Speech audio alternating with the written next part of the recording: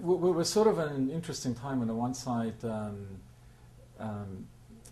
there's a tremendous sense of worry of drying out resources and support for young and established investigators. On the other side, that's the irony. It's probably the most exciting time in terms of tools that have become available to really, for the first time, get to the basis of functional disorders. There has been tremendous progress, I would say, probably an exponential growth in our understanding over the last 5 to possibly 10 years. I would rather say in the last 5 years.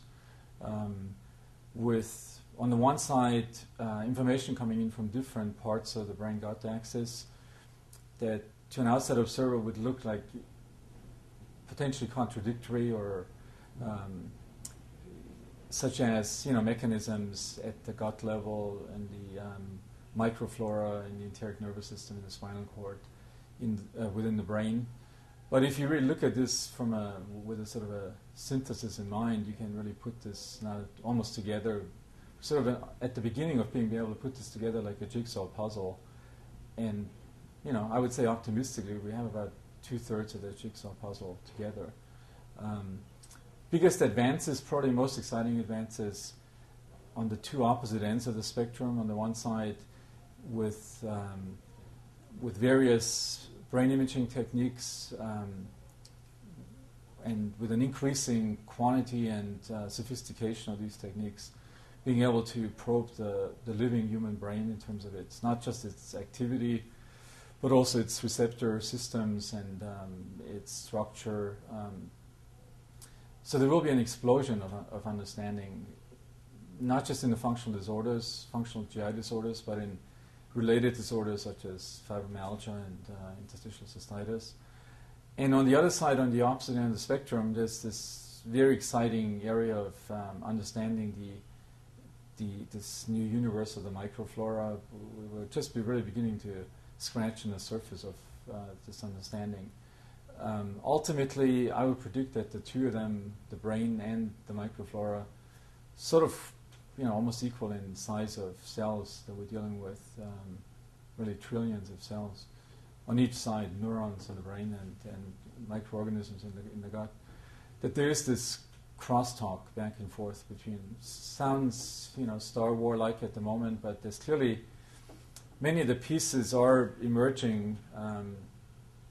Just to give you one example of this, so that the brain being able to send signals down into the gut, either through nerve pathways or endocrine hormonal pathways, and some of these substances then being released into the gut lumen. And we do know that many of the microorganisms in the gut have receptors that can respond to these chemicals. So the brain, different states, stress, sleep-wake cycle have an influence basically on how this microflora functions at a given point. And we do know that stress can change, the quantity and the quality of the microorganisms. And then on the other side, we know that these organisms secrete many substances that interact with receptors at the gut level. And there is, you bring another piece of the puzzle. We have these enterochromaffin cells sitting at the lining of the gut. And those cells make contacts with nerves that go back to the brain. So we have this, almost continuous loop where the brain sends signals down into the gut lumen and then back from these microorganisms back to the brain. So, you could almost hypothesize this may play a role in mood and pain perception.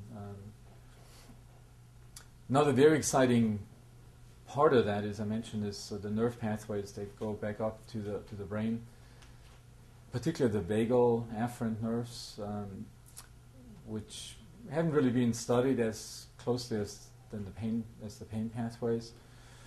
But these vagal pathways, or the whole vagal system, beginning more and more to understand that that's sort of like our major homeostatic system within the whole organism. And we're sort of beginning to understand this. We see these results from vagal stimulator, electrical stimulator treatments for all sorts of disorders, from pain, depression, gastroparesis. We're beginning to understand that most of this doesn't happen because we stimulate the gut, but we stimulate the vagal afferents to the brain and engage the system that most likely in many patients is not working properly. So I would say there will be a major paradigm shift. I think we'll see something that is, you know, a complex system with multiple components that right now investigators report the individual pieces of this and which are in seeming contradiction, but they're really not, because we know that all of them are connected. And so I think it's, you know, it's definitely the most exciting time in the research part of this field.